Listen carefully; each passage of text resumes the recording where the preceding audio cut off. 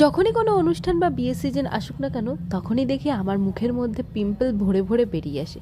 তো সেই কারণেই আমি একটা শীট মাস্ক মুখের মধ্যে লাগিয়ে নিচ্ছি, যাতে স্কিনটা একটু হাইড্রেটেড থাকে, কারণ এরপর মেকআপেরও একটা ব্যাপার আছে।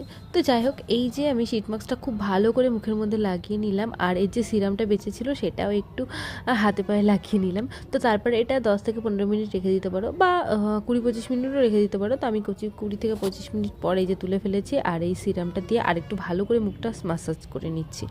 তো দেখো একেবারে কত পিম্পল একই সাথে আমার মুখের মধ্যে চলে এসেছে। তো যাই হোক, এরপর চলে এসেছি একটু নেল এক্সটেনশন করতে, কারণ নখের অবস্থা একদমই খারাপ ছিল। তো সেই কারণেই ভাবলাম একটু নখের মানে নেল এক্সটেনশনটা করা যাক। তো এটা করে যে কী বিপদে পড়েছি, কারণ এই বোনটা ভালোই নেল এক্সটেনশন করে ঠিকই, কিন্তু আমার নখের সাইজটা একটু বড় রেখে দিয়েছিল। তো সেই কারণে আমার সমস্ত কাজ করতে একটু অসুবিধা হচ্ছিল। তো এই যে ডান হয়ে গেছে আমার নেল এক্সটেনশন। তোমাদের কেমন লাগলো জানিও, আবার দেখা হবে নেক্সট।